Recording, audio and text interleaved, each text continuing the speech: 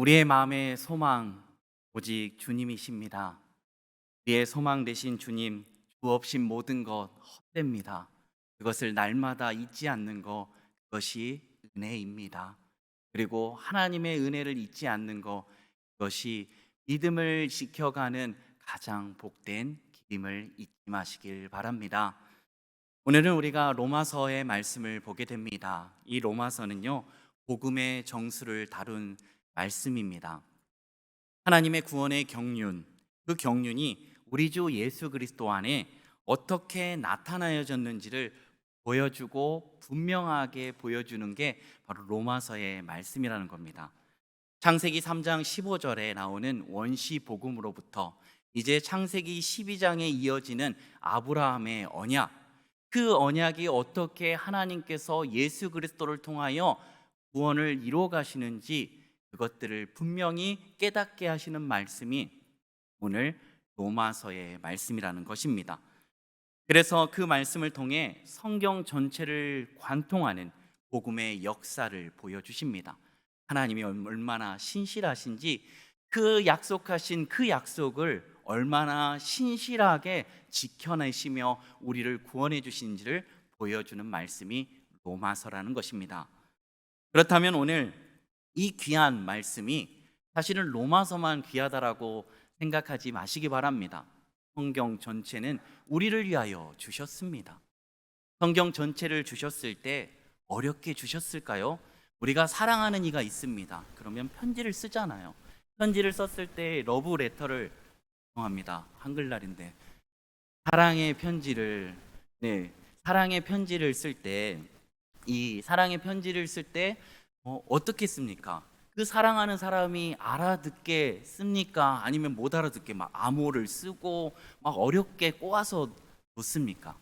쉽게 그 사랑을 알 수 있게 적어주신 말씀이 오늘 성경 66권이라는 것입니다.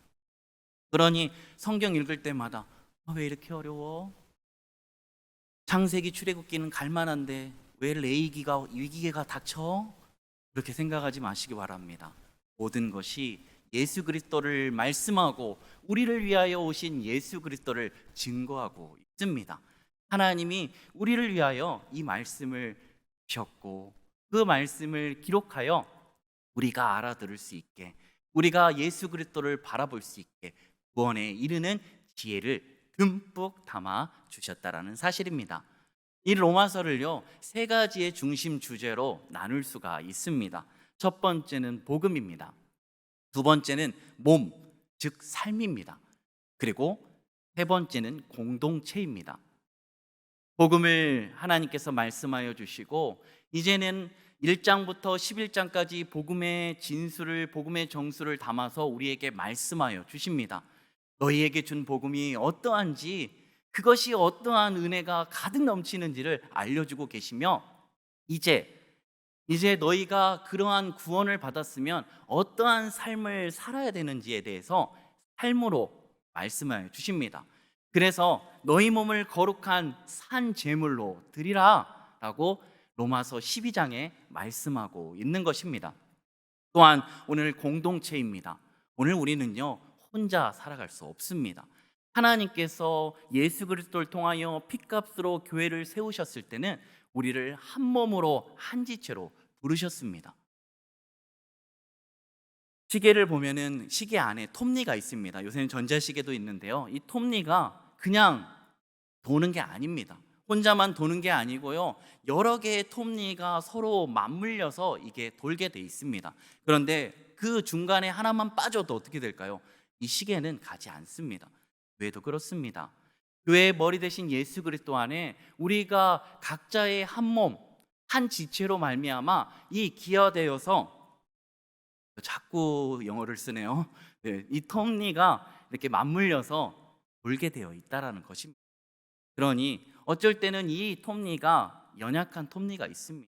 그러면 그 톱니, 그 공동체, 그 지체를 바라보며 중보하고 서로가 함께 예수 그리스도 안에 성전으로 지어져 가는 것, 그것이 우리에게 있어야 한다라고 말씀하고 있습니다. 로마서 오늘 1장 1절에서 7절 말씀 부르심을 입은 우리라는 제목을 가지고 하나님의 은혜를 나누길 원합니다. 1절 말씀을 함께 읽겠습니다.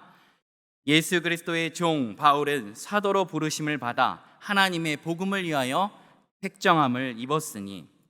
아멘. 종이라고 합니다. 예수 그리스도의 종, 어디 사도 바울만 부름을 받았습니까? 아닙니다. 오늘 우리도 하나님의 부르심 앞에 있고 하나님의 복음을 위하여 택정하여 주셨습니다. 그래서 예수님께서 제자들에게 마태복음에 보면 마지막으로 지상의 명령을 내려주시죠. 마태복음 28장 18절에 19절 너무나 잘 알고 계시죠? 함께 암송하겠습니다. 네. 그러므로 너희는 가서 모든 민족으로 제자를 삼아 아버지와 아들과 성령의 이름으로 세례를 주고 내가 분부한 모든 것을 가르쳐 지키게 하라. 볼지어다 세상 끝날까지 너희와 항상 함께 있으리라 하시니라. 아멘. 하나님께서요, 예수님께서 이 땅에서 마지막으로 제자들에게 모여있는 사람들에게 지상 명령을 주셨는데 그게 바로 복음을 전하라고 하십니다. 그런데 복음을 전할 때 홀로 두지 않으시고 함께 하신다는 겁니다. 함께하여 너희가 그 복음을 넉넉히 능히 잘 전할 수 있게 도와주시고 함께하여 주신다는 것입니다. 군대에서 훈련을 자주 하는데요, 한미연합훈련이나 여러 가지 훈련들을 하게 됩니다. 이 훈련을 할 때 꼭 나눠주는 게 있습니다. 그게 뭐냐면 피아 식별입니다. 이 피아 식별띠는 뭐냐면요, 이게 적인지 아군인지를 구별하는 띠예요. 그래서 보통 지금은 어떻게 변화되는지 모르지만 제가 군 생활할 때는 훈련을 하게 되면 이 띠를 줘요. 그러면 한쪽은 하얀색, 한쪽은 노란색입니다. 글씨도 다른데요, 그거를 어깨에 매거나 아니면 이 머리에다가 거기다가 쓰게 됩니다. 그런데요, 이거를 이제 명령이 내립니다. 오늘은 노란색. 그러면 노란색이 없으면 거기는 다 적군인 겁니다. 그래서 이 피아 식별을 통해서 적인지 아군인지를 보게 되는데요, 오늘 제가 왜 피아 식별에 대해서 이야기할까요? 우리가 싸워야 할 것은 내 지체가 아닙니다. 오늘 우리가 적인지 아군인지를 정확히 분별해야 합니다. 우리가 싸워야 될 것은 에베소서 6장에 뭐라고 말씀하냐면 이렇게 말씀합니다. 우리의 씨름은 혈과 육을 상대하는 것이 아니요 통치자들과 권세들과 이 어둠의 세상 주관자들과 하늘에 있는 악의 영들을 상대함이라. 바로 우리의 주적은 악한 영들이라는 것입니다. 그러므로 아군인 성도를 적으로 오인하여 정죄의 총을 쏘지 않으시길 바랍니다. 2절 말씀을 함께 읽겠습니다. 이 복음, 하나님이 선지자를 통하여 그의 아들에 관하여 성경에 미리 약속하신 것이라. 이제 2절부터는요, 복음이 무엇인지를 말씀하여 주십니다. 복음이 왜 중요합니까? 오늘 우리가 어떠한 복음을 믿고 있고 우리가 믿는 예수 그리스도가 어떠한 분이며 어떠한 희생을 치르셨으며 어떠한 은혜를 베풀으셨는지를 아는 것은 굉장히 중요합니다. 그런데 우리는 시간이 지나고 믿음의 연수가 지나면 지날수록 이것들을 잃어버릴 때가 많습니다. 예수 그리스도가 누구인지 복음을 제대로 알지 못할 때가 많다라는 것입니다. 성경 말씀은 다른 것이 아닌 예수 그리스도를 말씀합니다. 그래서 하나님께서는 성경 말씀을 주셨고 예수 그리스도는 성경의 주인공이시며 그리고 성령 하나님은 이 주신 예수 그리스도를 증언하신 분이라고 말씀합니다. 3절 말씀에는 그의 아들에 관하여 말하면 육신으로는 다윗의 혈통으로 나셨다는 겁니다. 이게 왜 중요할까요? 하나님께서 다윗을 통하여 다윗의 언약을 주셨습니다.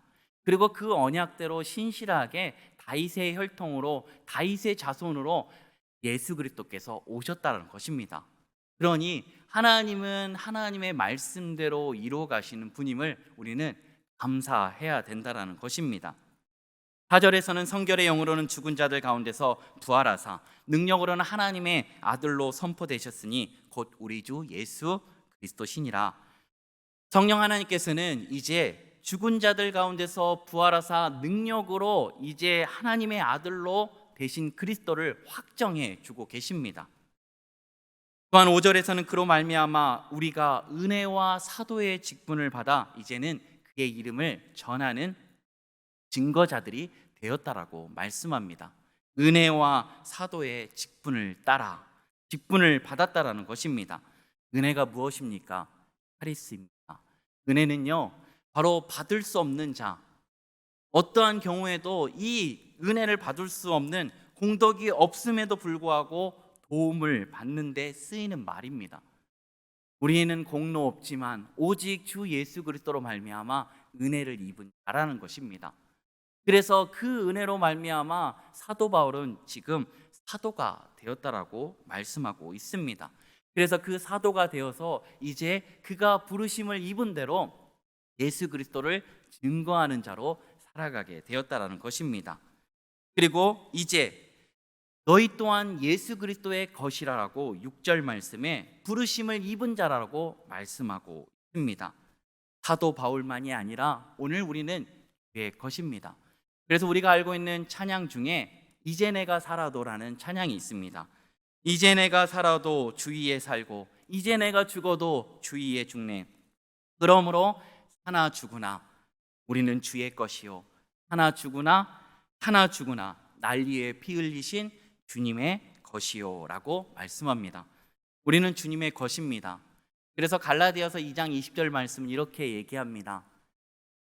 내가 그리스도와 함께 십자가에 못 박혔나니 그런즉 이제는 내가 사는 것이 아니 오직 내 안에 그리스도께서 사시는 것이라. 이제 내가 육체 가운데 사는 것은 나를 사랑하사 나를 위하여 자기 자신을 버리신 하나님의 아들을 믿는 믿음 안에서 사는 것이라. 아멘. 이제 우리는 죽었다는 겁니다. 그런데 우리 안에 예수 그리스도가 살아 계신다는 거예요. 우리가 사는 것은 우리가 사는 것이 아니라 예수 그리스도가 지금 살아가시는 겁니다. 우리는 단지 예수 그리스도가 우리 안에 살아계심을 믿는 믿음으로 살아가는 것입니다. 우리가 어떻게 죄와 싸울 수 있습니까? 우리는 죄에 대해서 죽은 자입니다. 가능할 수 없습니다. 예수 그리스도로 말미암아 우리가 그것을 믿는 믿음 안에 우리가 넉넉히 승리할 수 있는 것입니다. 우리가 자꾸 시험에 들고 넘어지는 것은 이것을 자꾸 잊어버리기 때문입니다.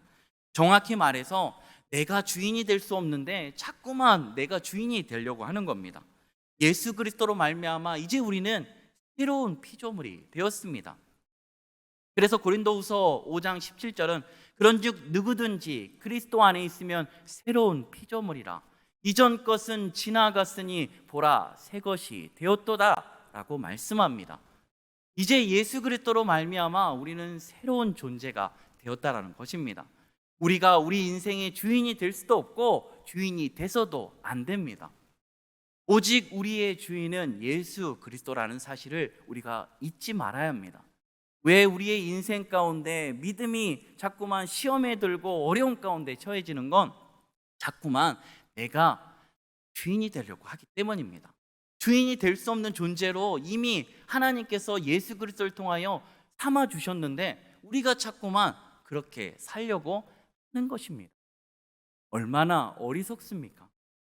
이미 그렇게 살지 못하는 복된 존재로 만들어 주셨는데 그 복된 존재를 누리며 살지 못하고 있다라는 것입니다. 죄의 유혹에 쉽게 넘어집니다. 그리고 그것에 넘어져서 그 죄로 말미암아 괴로워하고 있습니다. 하나님께서는 이제 예수 그리스도를 통하여 회개할 수 있게도 해주셨으며 죄에도 반응하지 않게 해주셨는데 우리는 그러한 삶을 누리지 못하며 살 때가 많다라는 것입니다. 또한 우리는 어떻습니까? 교회에서 교회의 머리는 예수 그리스도인데 자꾸만 우리가 머리가 되려고 합니다. 교회의 여러 가지 문제가 되는 건 바로 이러한 일들 때문입니다. 내가 교회의 주인이라고 여기는 겁니다. 교회의 주인은 어느 때도 어느 단 한 번도 사람이 주인이 된 적이 없습니다. 교회는 예수 그리스도의 핏값으로 사신 것입니다. 그리고 우리는 교회의 몸으로 부름받았습니다. 그러니 우리가 자꾸만 머리가 되려고 하면 어떻게 되겠습니까? 네, 분란이 일어납니다. 만약에 어떤 몸이요 이제 이렇게 있는데 지진이 나요. 지진이 나는데 몸이 만약 머리가 된다고 생각해 보십시오. 몸이 뭘 내릴 수 있습니까? 야, 피해. 지진이 났어. 피해라고 할 수 있습니까? 없습니다. 오직 머리만이 명령을 내릴 수 있는 겁니다. 몸에게 지금 지진이 났어. 예. 라고 하면 그것이 이제 전달 물질로 통해서 움직여지고 피하게 되는 겁니다. 그런데 만약에 몸이 머리가 된다고 생각해 보십시오. 그러면 이제 천길 낭떠러지로 지진이 나서 떨어져 죽을 수밖에 없다라는 것입니다. 오늘 우리는 그렇습니다. 자꾸 우리는 산 것처럼 살면 안 됩니다. 우리는 사사기의 그러한 이 아픔들을 알고 있습니다. 그때의 왕이 없으므로 자기 소견에 오른 대로 행하였다. 그랬더니 어떠한 일들이 일어납니까? 얼마나 수많은 비극들이 일어납니까? 이방 나라의 다스림을 받게 되고 고통을 당하게 되었습니다. 하나님이 왕이신데 그 왕이 지금 자기들을 다스리고 있는데 왕됨을 인정하지 않았다라는 것입니다. 5절 말씀에는 그로 말미암아 우리가 은혜의 사도의 직분을 받아 그의 이름을 위하여 모든 이방인 중에서 믿어 순종하게 하시니 부르심을 받은 이들은 이제 예수 그리스도의 복음을 전하는 것입니다. 우리가 이 일 말고 무슨 일을 해야 될 것입니까? 부르심을 받은 이들은 부르심을 받은 대로 행해야 될 일이 있다라는 것입니다. 베드로전서 2장 9절은 이렇게 말씀하죠. 그러나 너희는 택하신 족속이요 왕 같은 제사장들이요 거룩한 나라요 그의 소유가 된 백성이 이는 너희를 어두운 데서 불러내어 그의 기이한 빛에 들어가게 하신 이의 아름다운 덕을 선포하게 하려 하심이라. 아멘. 왕으로 삼아 주셨습니다. 거룩한 제사장, 왕 같은 제사장, 거룩한 나라로 삼아 주셨다는 것입니다. 구약에서요, 이 기름을 부음 받은 세 개의 직책이 있습니다. 무엇입니까? 첫 번째, 왕이죠. 왕을 세울 때 기름을 붓습니다. 그리고 제사를 드릴 수 있는 누구요? 누구에게? 제사장에게 기름을 붓습니다. 또한 마지막 한 명은요, 바로 말씀을 맡은 자, 말씀을 전하는 선지자에게 기름을 부어 그 말씀을 전하게 세워 주십니다. 그런데 오늘 우리는요, 이 감당할 수, 한 명이 왕이 제사장 할 수 없고 제사장이 왕을 할 수 없고 또한 제사장이 선지자도를 할 수 없습니다. 그런데 오늘 우리 주 예수 그리스도께서는 왕과 제사장과 선지자의 역할을 다 하셨다는 것입니다. 누구를 위하여? 우리를 위하여. 그러면 우리는요, 이제 예수 그리스도가 우리 안에 살아가시는 일로 말미암아 우리 또한 이제 왕, 선지자 그리고 제사장이 되었다라는 것입니다. 그러면 이렇게 부름을 받은 자들이 어떻게 살아가야 될까요? 그것에 대해서 오늘 부르심을 받은 이들에게 주시는 교훈 세 가지를 살펴보도록 하겠습니다. 첫 번째, 매일매일 말씀을 가까이 하고 그 말씀을 연구해야 합니다. 신명기 17장에 보면 왕이 하지 말아야 될 세 가지, 그리고 왕이 해야 될 일 한 가지가 나옵니다. 그게 무엇이냐면 병마를 많이 두지 말라는 거예요. 그리고 아내를 많이 두지 말라고 했고, 또한 은금을 많이 두지 말라고 했습니다. 병마를 많이 두지 말라고 했던 건 또다시 이 병마를 모으기 위해서 애굽으로 돌아갈까 봐. 하나님이 애써가지고 구원해 주셨으면 이제 구원된 삶을 살아야 되는데 자꾸 애굽으로 돌아가려고 하는 거예요. 오늘 우리도 그렇지 않나요? 하나님이 구원해 주셨는데 자꾸만 새로운 존재, 복된 존재로 삼아 주셨는데 그것을 누리지 못하고 자꾸만 옛사람으로 돌아가려고, 옛 생활로 돌아가려고 할 때가 참으로 많다라는 것입니다. 또한 병마를 많이 두지 말라는 것은 무엇입니까? 또한 아내를 많이 두지 말라는 건 무엇입니까? 아내를 둠으로 이로 말미암아 미혹될까 봐. 우리는 솔로몬을 통해서 알 수 있죠. 그 이방 이 나라와 그 정략 결혼을 해서 그 우상 신들이 와서 거기서 섬기는 그런 가증한 일을 벌이게 된 걸 보았습니다. 또한 은금을 많이 두지 말는 건 그걸로 인하여 하나님을 의지하지 않고 재물을 의지할까 봐 하나님이 그렇게 하지 말라고 하셨던 것입니다.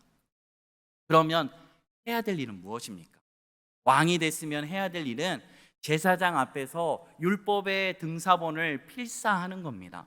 말씀을 한 절 한 절 필사하면서 이제는 그 필사한 율법을 자기 평생에 옆에 두고 그 율법들을 지키고 행하는 거, 그것이 왕이 해야 될 일인 것입니다. 왜 그러죠? 왕으로 세워주신 분은 하나님이신데 자꾸만 왕이 있다 보니까 자기 위에는 왕이 없다라고 생각하는 거예요. 교만한 마음이 불쑥불쑥 들 때마다 하나님의 말씀을 통해서 왕을 세워주신 분 하나님이신데 내가 지금 뭐하고 있지? 라고 생각하는 거죠. 그래서 오늘 우리가 기름 부음을 받은 우리들, 구원받은 우리들이 해야 될 게 무엇입니까? 그것은 바로 하나님의 말씀을 매일매일 우리의 옆에 두고 묵상하는 것입니다. 그냥 묵상하는 거 아니고요, 그 묵상을 통해서 예수 그리스도를 바라보고 예수 그리스도를 우리가 다시 한번 살아낼 수 있는 복된 은혜가 넘치는 우리의 모습이 되길 원합니다. 사도 바울이요, 서신서에서 이 13권을 기록했거든요. 13권 중에 2권만 빼고는, 데살로니가 전후서 그거 2권만 빼고는 다 하나같이 이렇게 말씀합니다. 하나님의 뜻을 따라 그리스도 예수의 사도된 나 바울은, 예수 그리스도의 종 부름을 받은 나 바울은, 이렇게 다 고백했습니다. 이렇게 고백한 이유가 무엇일까요? 그가 뭔가 율법에서 약해서요, 하나님의 말씀을 잘 모릅니까? 아니요, 누구보다도 하나님의 말씀을 연구하고 알았던 그가 서신서의 서두에 그렇게 기록했던 건 수신자들을 위한 게 아니라 자기 자신을 위한 거예요. 1차적으로는 자기 자신이 자꾸만 예수 그리스도를 전하지만 어느 순간 불쑥불쑥 자기도 모르는 그러한 이 죄된 옛사람이 불쑥불쑥 튀어나올까 봐 말씀을 통해서 계속해서 난 예수 그리스도의 종이야, 나는 내가 주인이 아니라 예수 그리스도의 종이야, 하나님의 뜻을 따라 부르심을 받은 이야, 그것을 기억하기 위해서 그 서신서에 서두에 기록했던 것입니다. 오늘 우리가 말씀을 보면서 나는 하나님의, 나는 정말로 죽었던, 허물과 죄로 죽었던 인데 하나님께서 말로 할 수 없는 은혜를 부어주셔서 나를 구원해 주셔서 그것을 매일매일 말씀을 통해서 보셔야 하는 겁니다. 말씀을 통해서 내가 누구인지, 내가 어떠한 존재인지를 바라봐야 한다는 것입니다. 우리가 청소년 시기를 보면 사춘기에 아이들이 빠진다고 합니다. 사춘기, 제 사춘기야. 그러면 항상 우리가 생각하기에 반항하고 부모님 말씀 안 들어 제 사춘기인가 봐라고 하지만 사실은 이 사춘기가요, 굉장히 중요한 의미를 갖습니다. 이 사자가 생각사자의 춘자가 봄춘자입니다. 그러니 봄처럼 생각이 많은 거, 봄에 꽃이 피고 그 싹이 움틀 것처럼 생각이 그렇게 움튼다는 거예요. 무슨 생각이 움트는 겁니까? 지금까지 살았는데 내가 누구인지를 모르는 거예요. 내가 누구인지, 어떠한 존재인지를 생각하는 거예요. 나는 뭐지? 내가 왜 공부해야 되지? 그러면서 또 신앙으로 와서는 내가 왜 다녀야지? 내가 왜 예수님을 믿어야지? 그것을 생각하는 시간이 사춘기라는 겁니다. 그런데 오늘 우리는 어떻습니까? 우리의 자녀들을 자꾸만 그냥 우리가 끌고 옵니다. 그런데 가장 중요한 건 그 아이들이 정말 예수 그리스도를 만나고 그 안에서 자기의 신앙을 고백해야 되는 거예요. 그렇게 할 수 있도록 도와줘야 하는 겁니다. 그것이 바로 신앙의 사춘기라는 겁니다. 오늘 우리는 사춘기를 제대로 겪지 않으면 우리가 누구인지를 잘 모릅니다. 그래서 말씀을 통해서 우리가 누구인지, 어떠한 존재이며 어떻게 살아가야 되는지를 말씀을 통해서 봐야 합니다. 그래서 디모데후서 3장 15절, 16절, 17절은 이렇게 말하죠. 말씀은 구원에 이르는 지혜가 담겨져 있다. 모든 성경은 하나님의 감동으로 된 것으로 교훈과 책망과 바르게 함과 의로 교육하기에 유익하니 라고 말씀하죠. 하나님께서 우리가 누구인지를 깨우쳐 주시는 거예요. 그러면서 이제 하나님의 사람으로 온전하게 하며 선한 일을 행할 능력을 갖추게 하는 거, 그게 바로 하나님이 우리에게 말씀을 주셨다는 것입니다. 단순하게 이 말씀이 그냥 내가 어려운 형편 가운데 있을 때 이 말씀을 통해 내가 위로받고 이것을 어떻게 하나님이 말씀하실까가 아니라 정말로 이 말씀을 통하여 우리가 어떠한 존재가 되었고 어떠한 삶을 살아야 되는지를 봐야 한다는 것입니다. 하나님이 기뻐하시는 것이 무엇입니까? 마태복음 6장 34절은 우리에게 끊임없이 말씀했습니다. 먼저 그의 나라와 그의 의를 구하라. 그리하면 이 모든 것들을 너에게 구하시리라. 무엇을 먹을까, 무엇을 마실까, 무엇을 입을까 걱정하지 마라. 이것은 다 이방인들이 걱정하는 것이다, 구하는 것이다. 아버지는 너희가 무엇이 있을지를 안다라고 말씀하십니다. 그리고 그것을 맞게 채워주신다고 하는 거예요. 우리가 구해야 될 것은 무엇을 입을까, 무엇을 마실까, 무엇을 먹을까를 걱정하지 않고 하나님의 나라를 위하여 내가 어떠한 쓰임을 받을지를 생각하고 그리고 말씀을 통해서 바라봐야 한다라는 것입니다. 그것이 바로 우리가 말씀을 읽는 이유, 그리고 이 말씀이 생명이 되어 다시금 역사되는 놀라운 은혜가 펼쳐지게 된다라는 것입니다.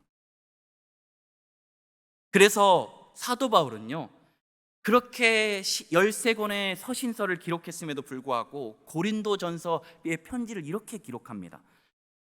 고린도전서 2장 1절에서 2절 말씀은 형제들아 내가 너희에게 나아가 하나님의 증거를 전할 때 말과 지혜의 아름다운 것으로 아니하였나니 내가 너희 중에 예수 그리스도와 그가 십자가에 못 박히신 것 외에는 아무것도 알지 아니하기로 작정하였음이로다. 그가요 정말 말에는 조금 어눌할지 모르지만 글에는요 굉장한 탁월함이 있습니다. 정말 가말리엘 문화의 엄청난 석학이었습니다. 글은요 그를 따를 수가 없습니다. 타의 추종을 불허합니다. 그런데 그가 지금 뭐라고 얘기합니까? 말과 지혜의 아름다운 것으로 아니했다는 거예요. 내가 13권을 기록하였지만 그 모든 기록의 결론은 예수 그리스도와 십자가라는 것입니다. 그것을 지금 사도 바울은 얘기합니다. 내가 무슨 말을 하고 어떠한 것을 전해도 늘 항상 결론은 예수 그리스도와 예수 그리스도의 십자가라는 것입니다. 그거밖에 전할 게 없다라는 거예요. 오늘 우리는 하나님의 말씀을 봅니다. 그런데 어떻습니까? 히브리서 5장 12절에서 13절 말씀은 이렇게 말씀합니다. 때가 오래되었으므로 너희가 마땅히 선생이 되었을 터인데 너희가 다시 하나님의 말씀의 초보가 되어야 누구에게서 가르침을 받아야 할 터이니 간단한 음식은 못 먹고 젖이나 먹어야 할 자가 되었도다. 하나님의 말씀을 배우고 구원받았어요. 근데 말씀에 여전히 초보라는 거예요. 말씀을 보지 않았어요. 언젠가는 볼 수 있겠지. 내 옆에 있는데 나중에 보면 되지. 그런데 우리가 하나님의 시종을 알 수 있습니까? 장례식장에 가면요 우리가 어떠한 깨달음을 얻습니까? 장례식장을 갔을 때 우리도 언젠가 거기에 눕겠지. 우리도 언젠가 코끝에 호흡이 멈추겠지 라는 걸 깨닫게 됩니다.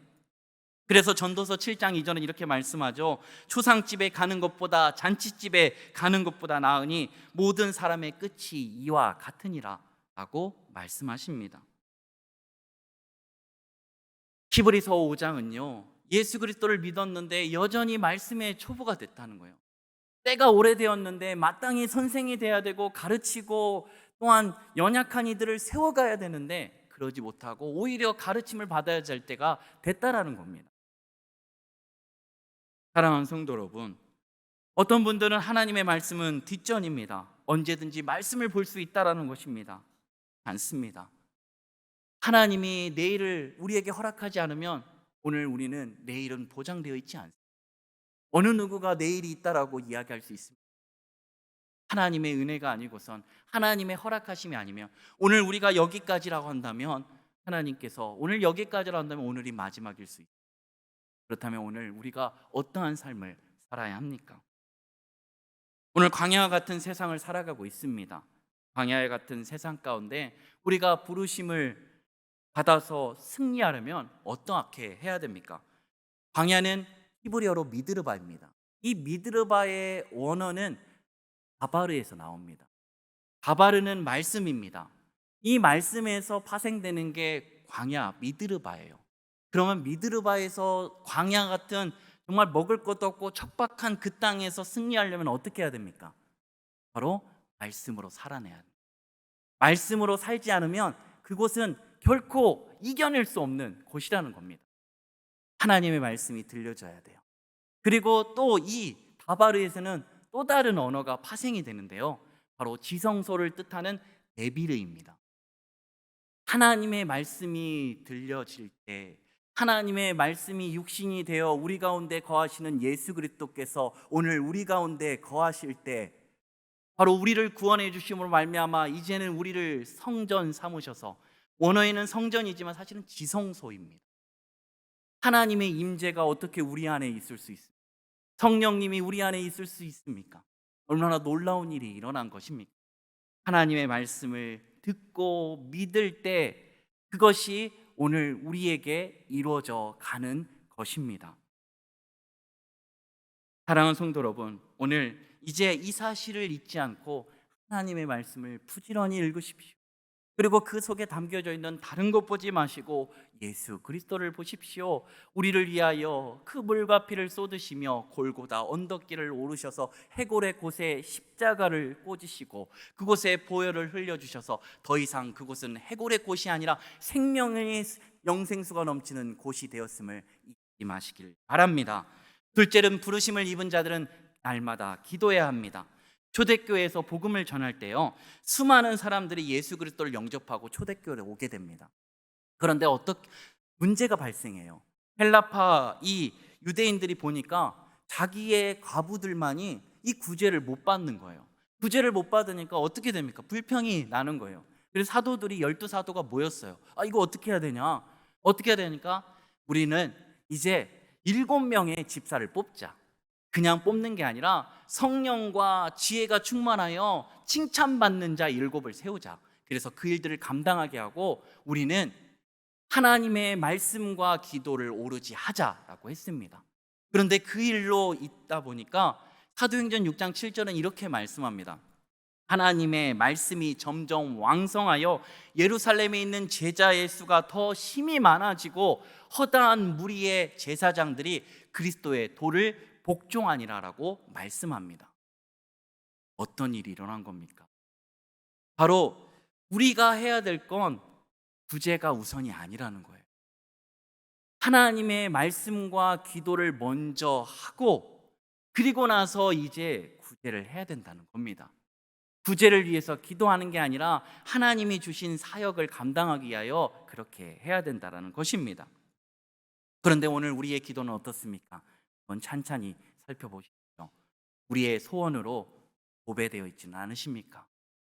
우리 자녀 잘 되는 거, 우리 가족 잘 되는 거, 우리 손주 잘 되는 거, 좋은 대학 가고 좋은 직장 가고, 그것들이 물론 가족을 위하여 기도하고 자녀 손들을 위하는 건 마땅합니다. 그런데 우리의 기도가 이제 자녀들이 믿음 안에 연약해지고 신앙이 무너져 있다면 그걸 위하여 기도하고 어떻게 하면 예수 그리스도를 잘 믿을 수 있을지를 중보하는 것, 그것이 우선이 돼야 된다는 것입니다.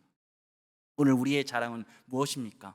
오늘 우리 자녀 여기 대기업 취업했어 이잖아요. 오늘 우리 자녀 예수 그리스도로 살아가고 있어. 바뀌어지길 원합니다. 우리의 기도가 다시금 하나님이 기뻐하시는, 하나님이 원하시는 기도로 바뀌어지길 원합니다. 그러면 하나님께서는요, 이스라엘 백성이 광야에 있을 때 그들을요, 의복이 헤어지지 않았대요. 발이 부르뜨지 않았대요. 뭐 하신 거예요? 하나님이 독수리처럼 그 날개에 그 이스라엘 수많은 백성들을 돌봐주신 거예요. 하나님을 의지하는 자, 하나님 안에 살아가는 자는 하나님 절대 놓지 않으시며 모든 가운데 입니다. 그것을 믿으며 기도하며 나아가는 우리 사랑하는 성도님들 되기를 원합니다. 세 번째는 예수 그리스도를 통하여 은혜를 입어 부르심을 입은 이들은 우리는 삶으로 증거해야 합니다. 어떻게 복음을 증거해야 합니까? 삶으로 살아내는 것. 이제는 내가 사는 것이 아니므로 즉 내 안에 그리스도께서 사시는 걸로 살아야 하는 것입니다. 그런데 오늘 우리는 어떻습니까? 교회에서의 모습과 가정에서의 모습이, 또 직장에서의 모습이 다르다는 겁니다. 하나님의 말씀을 주어지고 오늘 우리가 포함되어 하나님 앞에서 살아가고 있다는 것을 잊지 않는다면 어떻게 가정에서 하나님의 말씀이 오늘 우리 안에 계시는데 어떻게 우리가 살아갈 수 있습니까? 회사에서 어떻게 그렇게 할 수 있습니까? 그리스도인으로서 살아가야 되는데 그렇게 살지 못하여 많은 믿지 않는 이들이 실족할 때가 얼마나 많은지 모릅니다. 그러면 어떻게 될까요? 복음의 문이, 오늘 우리는 복음의 문을 닫으라고 부름받지 않았습니다. 복음의 통로를 열어 때를 얻든지 못 얻든지 우리의 삶을 통하여 복음을 증거하며 복음을 전하는 우리 모두가 되어야 된다라고 말합니다. 오늘 우리는 부르심 앞에 있습니다. 하나님 우리 어느 누구도 예외 없이 다 부르셨습니다. 그 부르심 앞에 신실하게 응답하시는 사랑하는 성도님들 다 되시기 바랍니다. 그래서 그러한 삶을 통하여 하나님의 기쁨이 되고 또한 많은 이들에게 소망을 전해주고 소망이 되고 위로하고 모두가 교회적 존재로 살아내어 오늘 신한교회가 정말로 하나님이 기뻐하시는, 정말 오고 싶은 교회, 머무르고 싶은, 정말 이곳에서 찬양을 계속해도 그 찬양이 멈추지 않고 감사의 고백이 멈추지 않고 서로가 함께 위로하고 격려하며 모두가 함께 지어져가는 복된 신한교회 되기를 간절히 소망합니다.